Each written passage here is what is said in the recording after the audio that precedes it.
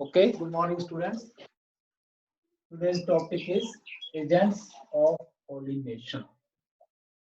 पिछले कल हम लोगों ने पढ़ा था टाइप्स ऑफ पॉलिनेशन, तो थोड़ा सा रिवाइज कर लेते हैं. Self pollination and cross pollination. Self pollination and cross pollination. जो सेल्फ पॉलिनेशन थी इसको हम दो भागों में बांट सकते हैं, autogamy and डिटिनोगैमी.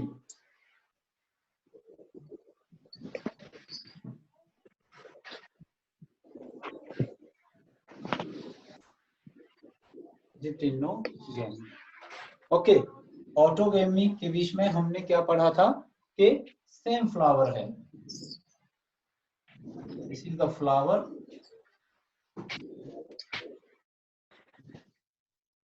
and the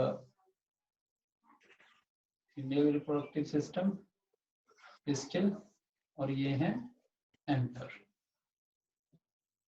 okay, तो एक ये फ्लावर है, इसी के एंथर से पोलन ग्रेन जो है वो इसके स्टिग्मा के ऊपर जाएंगे. That is known as autogamy.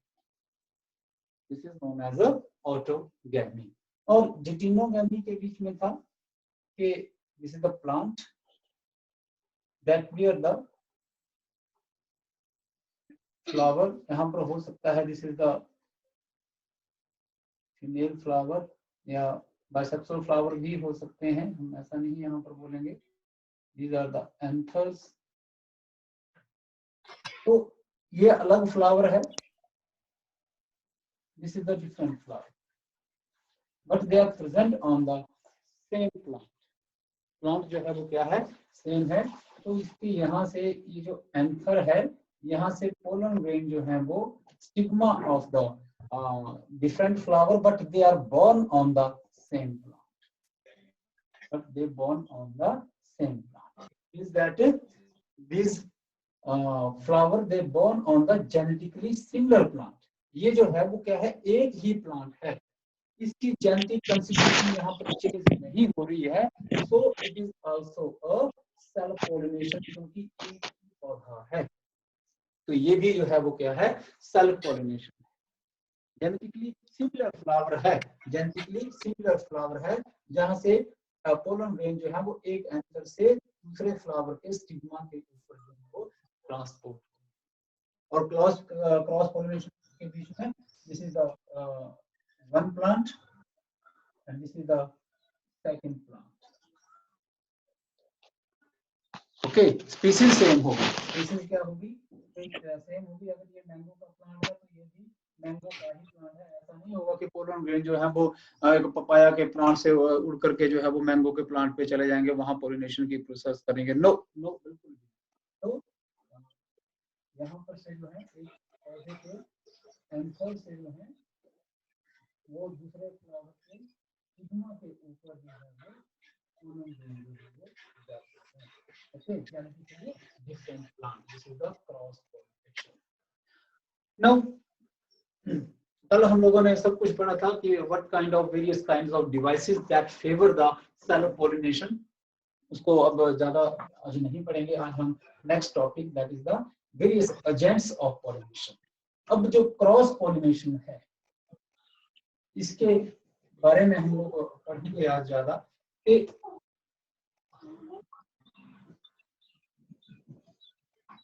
Cross pollination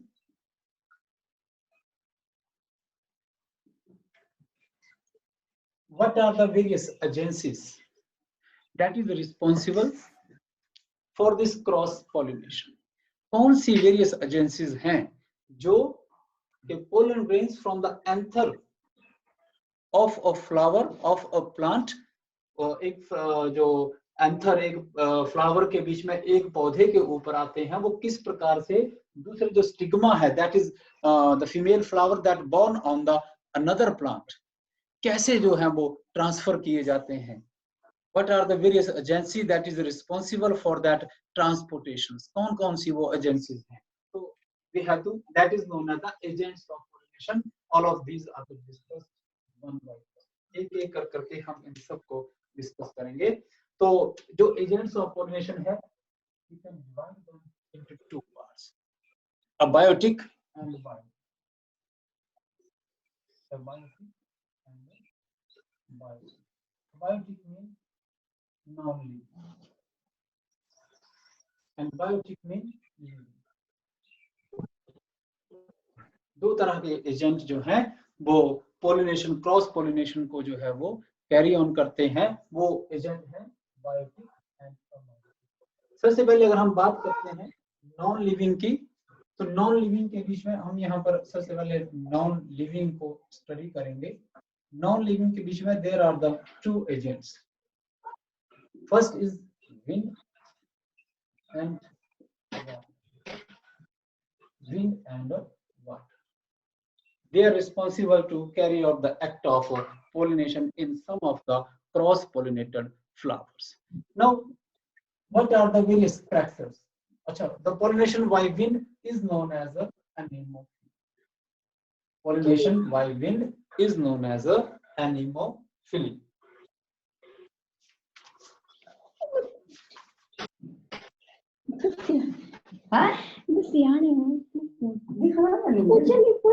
Pollination by wind is known as a anemophily.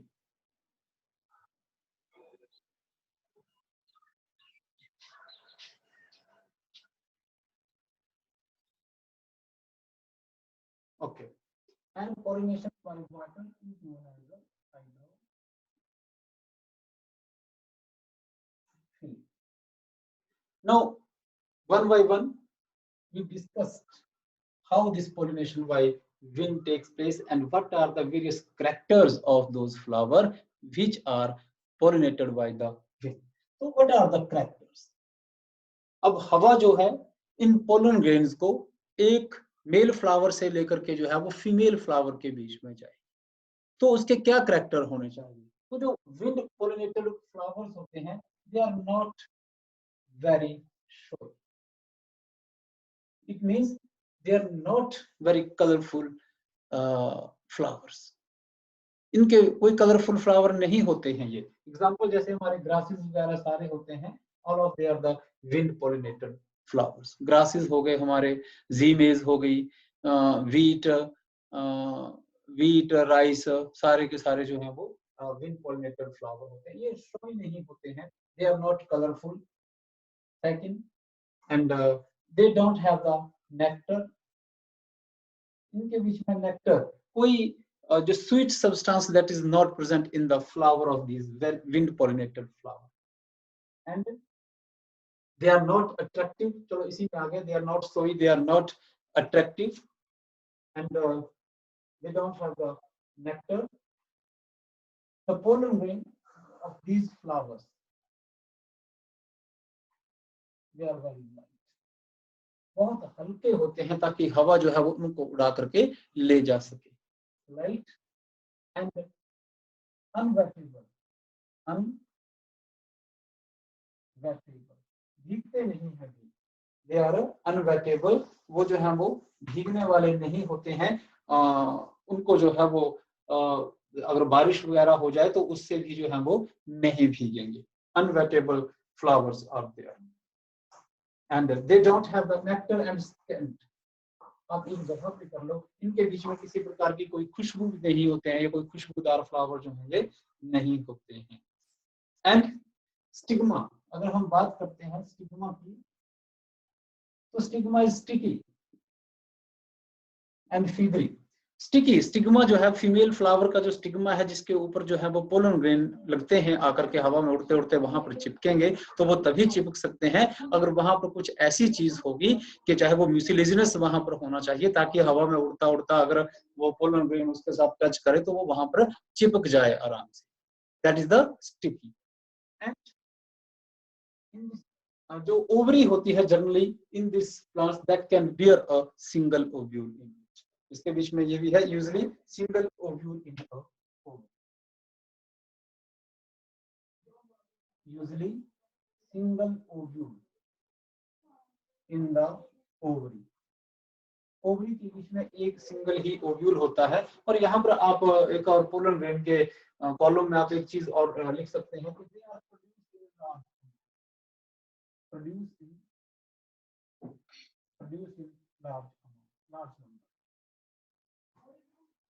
जो पोलन ग्रेन्स होते हैं they are produced in large numbers, क्योंकि हवा इसको लेकर के जाएगी, पता नहीं किस डायरेक्शन में लेकर के चली जाएगी। Okay, and loss of pollen grains is there in case of wind pollinated flowers. The pollen grains, they are produced in very large numbers, and usually the single ovule is present in ovary. Ovary जितने भी ये flowers होते हैं, इनके जो ये भी character है कि ovary के बीच में भी एक ही ovule जो है वो पाया जाता है।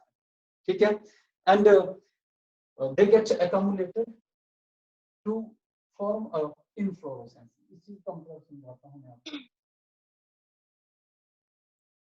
इनफ्लोरेसेंस क्या है, सिंगल फ्लावर जो है वो नहीं पाया जाता है। लास्ट ईयर हमने इनफ्लोरेसेंस का टॉपिक पढ़ा था।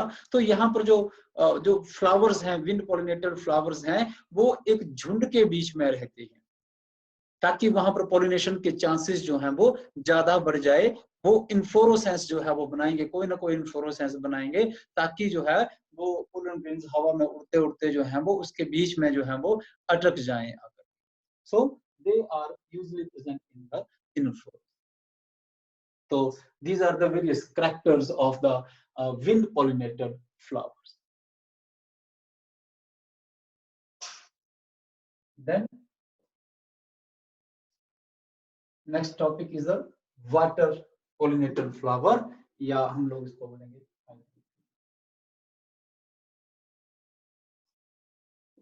hydrophily. Now, what are the characters of these water pollinated flowers? क्या इसके जो हैं वो character जो हैं वो होंगे?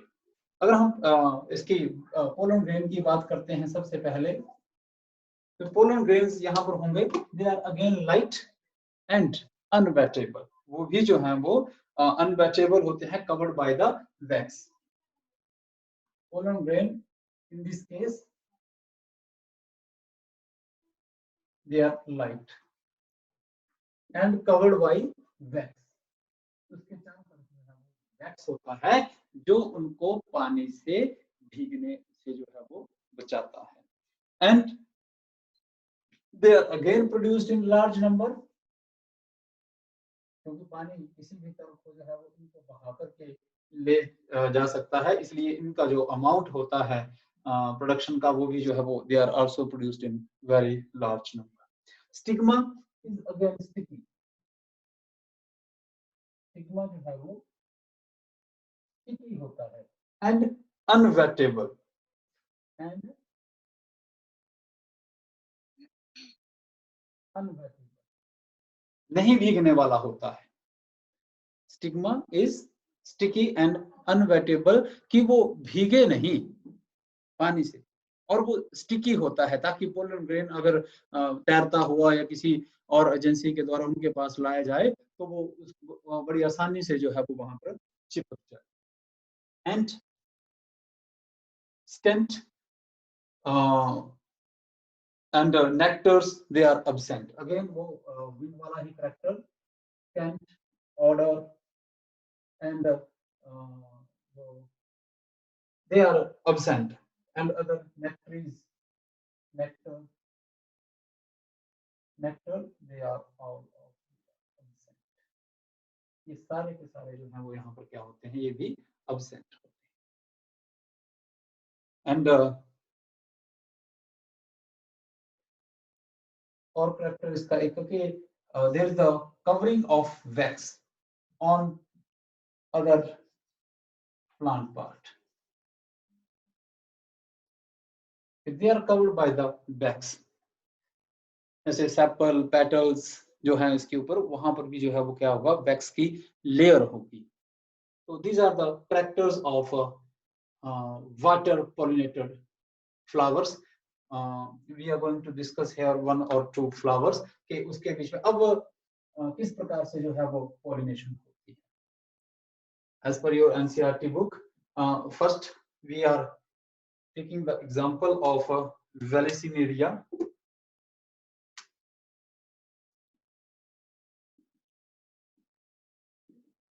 Vallisneria. In this flower, the pollination that takes place on the surface of water. Pollination that takes place on the surface of water.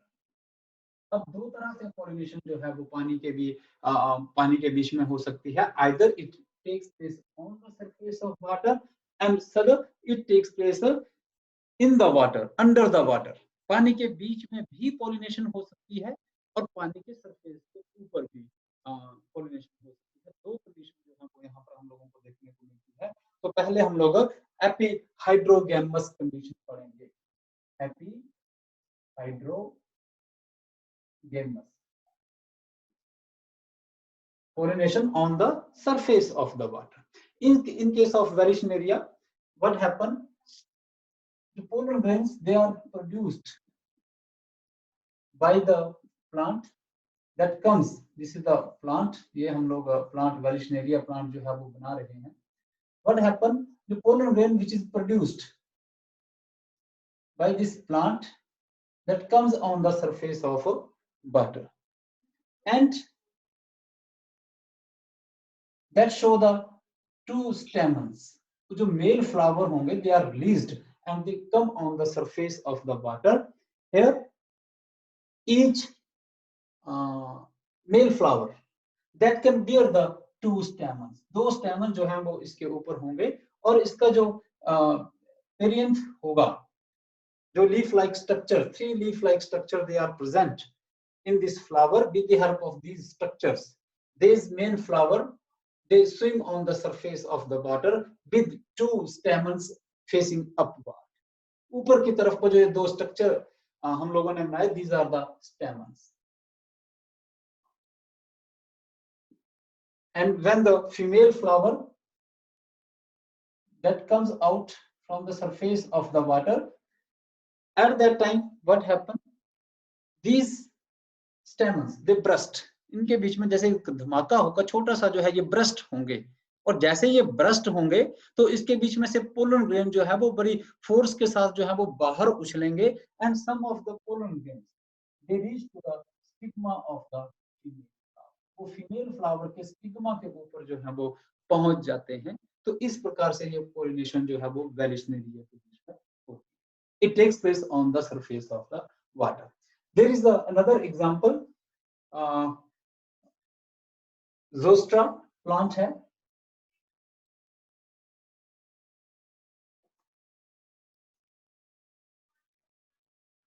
Zostra. In this case, the pollination head that takes place in the hypohydrogamous.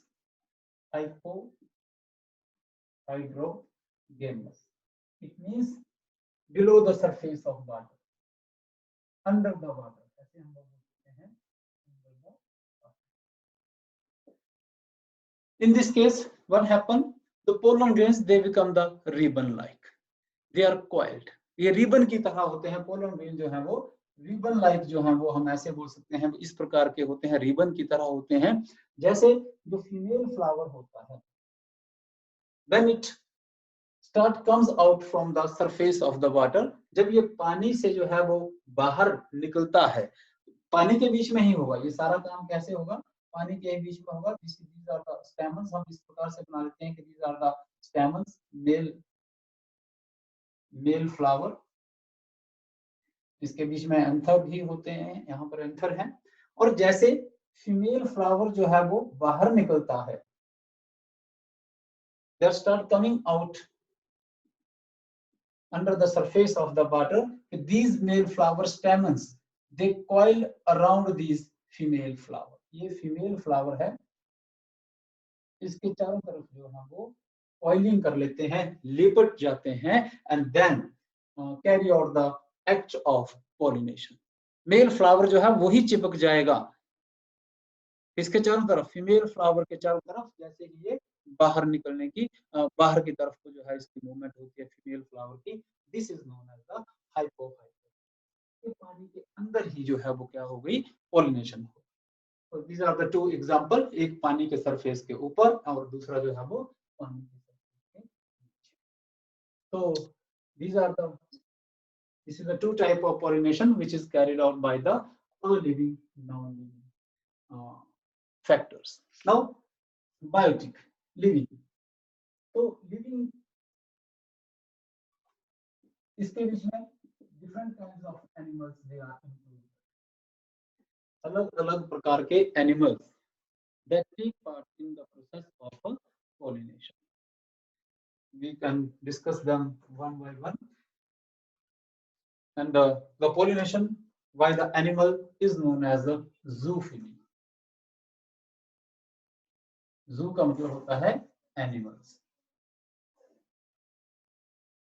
Pollination by the animals. Different kinds of animals. आपने अपने घरों की तरफ देखा होगा आजकल जब during the time of flowering seasons a number of different kinds of animals, चाहे वो आपको इंसेक्ट फ्लावर्स के ऊपर देखने को मिलते हैं, कुछ एक बर्ड्स भी जो हैं वो आपको वहां पर देखने को मिलेंगे, butterflies, different kinds of animals by which this act of pollination can occur.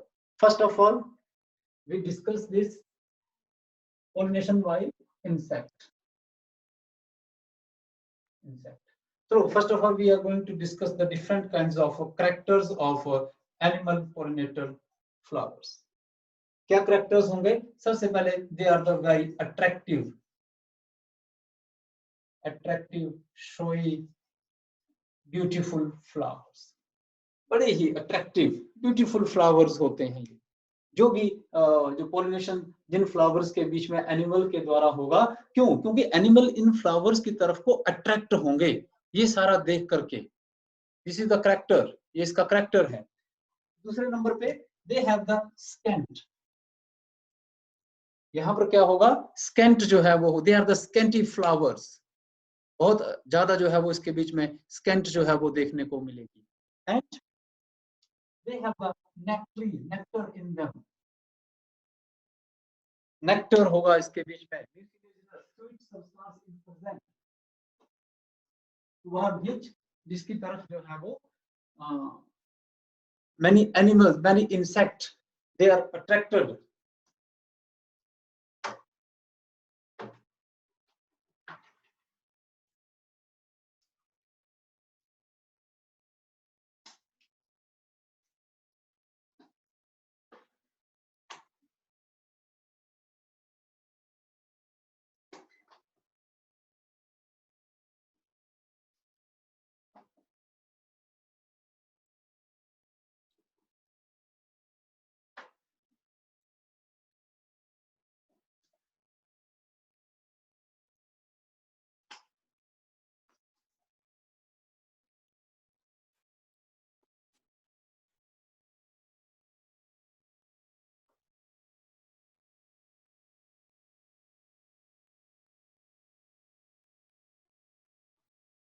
Okay, now let's discuss the. We are going to discussing the various characters of the animal pollinated flowers, zoophily. They are very attractive, showy, beautiful. They have the scent, they have the nectars. इसके अलावा जो pollen grains होते हैं, they in some of the cases, जो pollen grains, they become edible. Pollen grains जो है, they are edible. बहुत सारे जो एनिमल्स हैं, इंसेक्ट हैं या बर्ड्स हैं, they attract toward these flower for the pollen grains. उनको खाते हैं. Pollen grains, they are edible, sticky, and they are again produced in a large amount and they are shiny. ताकि वो जो एनिमल उन फ्लावर्स की तरफ को आए, चाहे उनको खाने के लिए आए, वो उनकी बॉडी के ऊपर जो है वो स्टिक कर जाए, चिपक जाए.